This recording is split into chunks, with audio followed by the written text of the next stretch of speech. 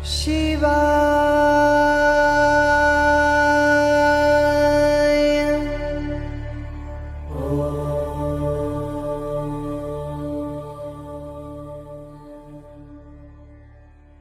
नमः शिवाय। श्री शिव पुराण रुद्र संहिता।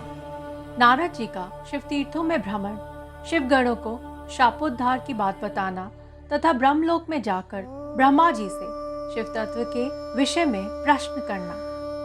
सूत जी कहते हैं, महर्षियों, भगवान श्री हरि के अंतर्ध्यान हो जाने पर मुनिक श्रेष्ठ नारद शिवलिंगों का भक्ति पूर्वक दर्शन करते हुए पृथ्वी पर विचरने लगे। ब्राह्मणों, भूमंडल पर घूम फिरकर उन्होंने भोग और मोक्ष देने वाले बहुत से शिवलिंगों का प्रेम पूर्वक दर्शन किया। दिव्यदर्शी नारद जी भूतल के तीर्थों में विचर रहे हैं और इस समय उनका चित्त शुद्ध है। यह जानकर वे दोनों शिवगण उनके पास गए। वे उनके दिए हुए शाप से उद्धार की इच्छा रखकर वहां गए थे। उन्होंने आदर पूर्वक मुनि के दोनों पैर पकड़ लिए और मस्तक झुकाकर भली भांति प्रणाम करके शीघ्र ही इस प्रकार कहा। शिवगण बोले, ब्राह्मण, हम दोनों शिव के गण हैं। मुने, हमने ही आपका अपराध किया है। राजकुमारी श्रीमती के स्वयंवर में आपका चित्त माया से मोहित हो रहा था। उस समय परमेश्वर की प्रेरणा से आपने हम दोनों को श्राप दे दिया। वहां कुछ समय जानकर हमने चुप रह जाना ही अपनी जीवन रक्षा का उपाय समझा। इसमें किसी का दोष नहीं है। हमें अपने कर्म का ही फल प्राप्त हुआ है। प्रभु, अब आप प्रसन्न होइए और हम दोनों पर अनुग्रह कीजिए।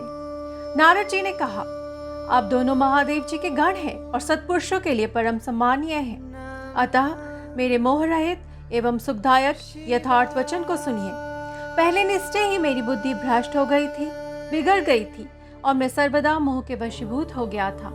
इसीलिए आप दोनों को मैंने श्राप दे दिया। शिवगणों, मैंने जो कुछ कहा है वह वैसा ही होगा, तथापि मेरी बात सुनिए।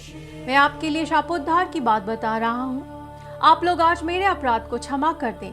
मुनिवर, विश्रवा के वीर्य से जन्म ग्रहण करके आप संपूर्ण दिशाओं में प्रसिद्ध कुंभकर्ण, रावण, राक्षस राज का पद प्राप्त करेंगे और बलवान, वैभव से युक्त तथा परम प्रतापी होंगे। समस्त ब्रह्मांड के राजा होकर शिव भक्त एवं जितेंद्रिय होंगे और शिव के ही दूसरे स्वरूप श्री विष्णु के हाथों मृत्यु पाकर फिर अपने पद पर प्रतिष्ठित हो जाएंगे। सूत जी कहते हैं, महर्षियों, महात्मा नारद मुनि की बात सुनकर वे दोनों शिवगण प्रसन्न हो सानंद अपने स्थान को लौट गए। श्री नारद जी भी अत्यंत आनंदित हो अनन्य भाव से भगवान शिव का ध्यान तथा शिव तीर्थों का दर्शन करते हुए बारंबार भूमंडल में विचरने लगे। अंत में वे सबके ऊपर विराजमान शिव प्रिया काशीपुरी में गए, जो शिव स्वरूपिणी एवं शिव को सुख देने वाली है। काशीपुरी का दर्शन करके नारद जी कृतार्थ हो गए। उन्होंने भगवान काशीनाथ का दर्शन किया और परम प्रेम एवं परमानंद से युक्त हो उनकी पूजा की। काशी का सानंद सेवन करके वे मुनिक श्रेष्ठ कृतार्थता का अनुभव करने लगे और प्रेम से विहल हो उसका नमन, वर्णन तथा स्मरण करते हुए ब्रह्मलोक को गए। निरंतर शिव का स्मरण करने से उनकी बुद्धि शुद्ध हो गई थी। वहां पहुंचकर शिव तत्व का विशेष रूप से ज्ञान प्राप्त करने की इच्छा से नारद जी ने ब्रह्मा जी को भक्ति पूर्वक नमस्कार किया और नाना प्रकार के स्तोत्रों द्वारा उनकी स्तुति करके उनसे शिव तत्व के विषय में पूछा। उस समय नारद जी का हृदय भगवान शंकर के प्रति भक्त भावना से परिपूर्ण था। नारद जी बोले, ब्राह्मण, पर ब्रह्म परमात्मा के स्वरूप को जानने वाले पितामह, जगत प्रभु, आपके कृपा प्रसाद से मैंने भगवान विष्णु के उत्तम महात्म्य का पूर्णतया ज्ञान प्राप्त किया है।